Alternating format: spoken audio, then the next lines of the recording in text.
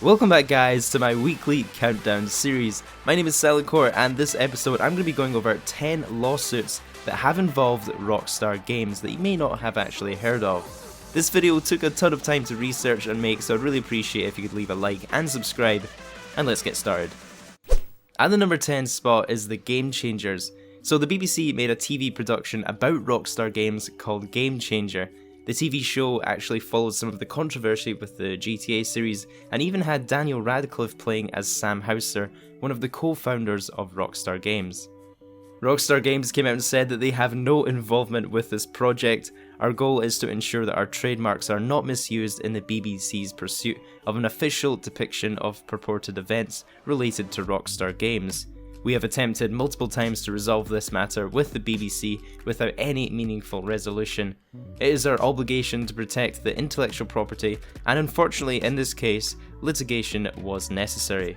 Obviously this TV drama, The Gamechangers, did eventually air on the BBC, and Rockstar made some pretty out of character tweets on their Twitter feed.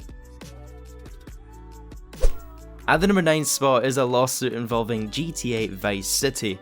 Now the timing for this lawsuit is very interesting, as American TV psychic persona Miss Cleo has just filed a lawsuit against Rockstar for allegedly profiting off the use of her image and Jamaican accent for the character AUNTIE, who is in GTA Vice City. Now this lawsuit was just filed in August 2017, whereas GTA Vice City released over 15 years ago, so she's a wee bit late on this one. The lawsuit was brought by the Psychic Readers Network, claimed that Rockstar made over $500 million exploiting Miss Cleo's persona, and points out that the company even hired the actress who used to play Miss Cleo in real life to voice AUNTIE in the game. Rockstar responded with, "These claims are entirely meritless and completely ridiculous. We will vigorously defend ourselves with regards to this matter." So for an apparent psychic who can predict the future, she's a little bit late to the party in this one. At the number 8 spot, this one involves GTA San Andreas. So Michael "Shagg" Washington was a backup singer in Cypress Hill who was invited to Rockstar Games for an interview. According to Shagg, he was asked at the interview specific details about his life, but was never then contacted by Rockstar Games after that interview. It wasn't until GTA San Andreas was released, Shagg noticed that the main character CJ had some similarities to himself. His name was even listed in the game's credits as a model. In his $250 million lawsuit, Shagg specifically cites CJ's appearance and the fact that several characters rode bicycles. That was something that was common among the teenagers in his gang that he described to Rockstar Games. The case was eventually settled by an appeals court, which decided in Rockstar's favour, and the judge's rulings said, "The plaintiff is relying entirely on CJ's physical appearance in the game, but that appearance is so generic that it includes literally hundreds of other black males." At the number 7 spot is the infamous hot coffee mod. Now when the PC version of San Andreas was released, some modders discovered there was a very erotic scene in the game code and managed to create a mod to allow players to actually access this kind of hidden code. This hidden code was then branded as a sex minigame that was available in the game, and even prompted an investigation from the Federal Trade Commission, attracted the attention of Hillary Clinton, and cost Take-Two an estimated $50 million. Rockstar made a statement at the time saying, "So far we have learned that hot coffee modification is the work of a determined group of hackers who have gone to significant trouble to alter the scenes in the official version of the game. In violation of the software user agreement, hackers created the hot coffee modification by disassembling, then combining, recompiling, and altering the game's source code." The resulting class action lawsuit ended in a $20 million settlement, and GTA San Andreas' rating was increased from mature to adults only 18+. Rockstar eventually created a version of the game that didn't contain hot coffee, and the mature rating was then reinstated. Many years later after all this happened, Dan Houser, the co-founder of Rockstar, spoke out about this in 2012 and said, "It was draining and upsetting, a tough time in the company. The massive social decay that we were supposed to induce hasn't happened, so in that regard, a lot of these debates that used to go on, they're not such a big deal now." We never felt that we were being attacked for the content, we were being attacked for the medium, which felt a little unfair. If all this stuff had been put in a book or a movie, people wouldn't have blinked an eye, and there are far bigger issues to worry about in society than this. As always in my countdowns, I like to include a bonus clip. So Jack Thomson was an attorney and very public about his hate towards video games, and primarily GTA and Bully, two Rockstar titles, were his main kind of campaigns. Rockstar responded to a lot of the media attention he was getting in a typical Rockstar fashion, with a spoof of Jack Thomson in GTA 4. In the final mission of GTA 4, Nico is ordered to kill a lawyer, and as Nico pulls out his gun, the lawyer will actually say, "Guns don't kill people, video games do," which is Jack Thompson's famous line. Thomson also threatened Rockstar Games that he would take any means necessary to ban the game if all similarities of himself are not removed from the game, which it was not. There was also an office found called Tom Jackson Attorney at Law in Alderney, and that was then converted into a Cash for Games store, potentially another dig at the lawyer. Jack Thomson was eventually permanently disbarred after he was brought up on professional misconduct within the courtroom. At the number 6 spot we have GTA 4. With the release of GTA 4, Rockstar faced some pretty big controversy with their advertising from the Chicago Transit Authority. They decided to breach a $300,000 advertising agreement by pulling GTA 4's ads from their buses and bus stops after Fox News did a report that criticised the CTA's decision to distribute Grand Theft Auto's campaign after a series of violent crimes took place in Chicago. Rockstar ended up suing the Chicago Transit Authority for violating free speech and also violating their contractual rights, and ordered the authority to not only run the ads, but give monetary damages of at least $300,000. So after a 6-week legal battle, the GTA 4 adverts eventually returned to Chicago. At the number 5 spot is GTA Online. So two unhappy gamers decided to file a lawsuit against Take-Two on October 4th. Their case said that Rockstar had falsely advertised that GTA 5 would have multiplayer on launch. Of course, GTA Online didn't go online until October 1st, 2 weeks after the GTA 5 release date on the PS3 and Xbox 360. GTA Online was originally expected to go live alongside the launch of GTA 5, but in August 2013, Rockstar announced that it would be pushed back to October 1st. In this class action lawsuit against Rockstar Games and Take-Two Interactive, it stated that GTA 5 launched at a premium price without GTA Online, and claimed that the absence of the promised online service constituted as false advertising and was in violation of the California consumer protection laws.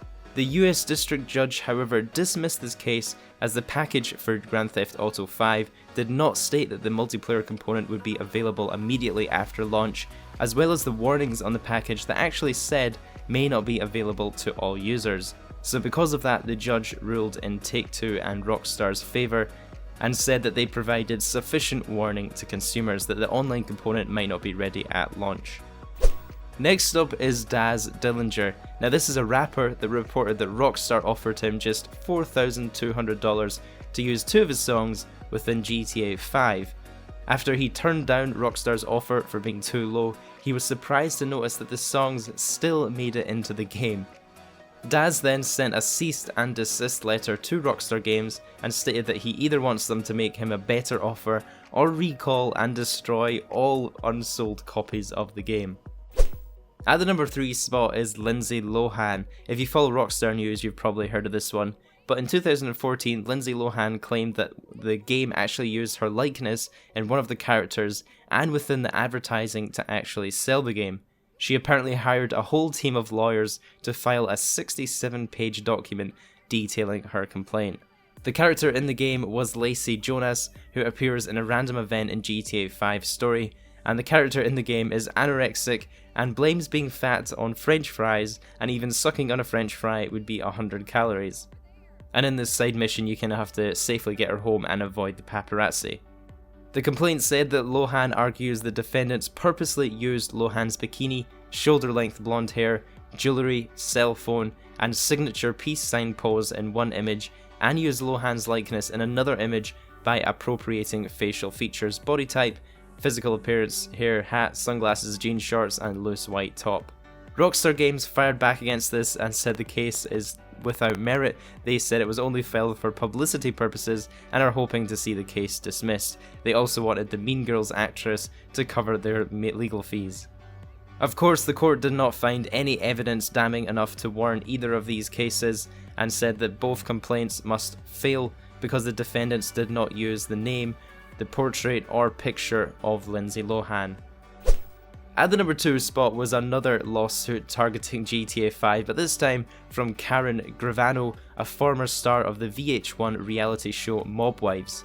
Gravano's lawsuit alleges that one of the game characters is based on her life story, the character in question being Antonia Bottino, daughter of the former crime underboss named Sammy Bottino. In this mission, she's about to be buried alive by gangsters where the player rescues her in the random event called Burial. GTA 5 also makes some passing mentions of Mob Wives. They actually call it Wise Bitches in the show, which was kind of an obvious parody, and the mob boss didn't want his daughter to appear in it. Although this case does sound a little bit more legitimate than the Lindsay Lohan one, Rockstar responded with, "Life stories aren't protected by concepts under the law. A company producing a work of fiction cannot be sued merely because of the actual experiences of the living person had been similar to the acts and events so narrated." They later mention in the document that the major event befalling Bottino is being kidnapped and nearly buried alive, and undisputedly not an element of Mrs. Gravano's life. And I think this has to be my favourite part, but Rockstar also said that Gravano and Bottino don't even look alike. They refer to a written statement from a friend of Gravino's who said that Bottino looked like a thinner version of Gravano, which is kind of funny. And even if the GTA 5 character did closely resemble Gravano, Rockstar said it would be a caricature or a parody that departs in key respects from what any literal depiction of what Miss Gravano or her life would include. And that leaves us with the number 1 spot, and probably for me the most surprising lawsuit that I have seen involving Rockstar Games, and this involves Leslie Benzies. So after 2 decades of working at Rockstar, they made a statement on Leslie Benzies' departure. Rockstar said, "We can confirm that Leslie Benzies went on a sabbatical on September 1st, 2014 and decided not to return to work for the company. We are very grateful for his contributions over the past 15 years and we worked together to make some amazing games. Leslie will always be a friend to the company and of course we are going to miss him, but we wish him the absolute best for the future." However, the other side to this story comes from Benzies, where he says he was persuaded to take a paid sabbatical for 6 months after the launch of GTA 5, and while he was away, Rockstar fired his own son as well as a bunch of his friends within the company and cut his access to company emails. Leslie Benzies said when he returned to work at his office in Rockstar North in Scotland, after completing the sabbatical, he found himself ordered off the premises by the office manager. From what it sounds like, GT Online could have been to blame for the breakdown of their relationship. I quote, "The Houser brothers had little interest in GT Online and did not focus on its development. And when Benzies placed his name in the prize spot at the end of the opening credits, a place usually taken by Sam Houser, it caused friction. Benzies said he's been deprived of royalties worth more than $150 million. In one section, he also claims that Sam Houser, one of the co-founders of Rockstar, said that Benzies should not get any more money." So that brings me to the end of the top 10 lawsuits that have involved Rockstar Games. Let me know in the comments what lawsuit you guys think is the craziest, and don't forget to leave suggestions for next week's countdown theme. I'll give you a mention if I use your idea. Please take a few seconds to leave the video a like, it really took a long time to make this, and also subscribe so you don't miss out on the next countdown video. Have a great day guys, and I'll catch you in the next one.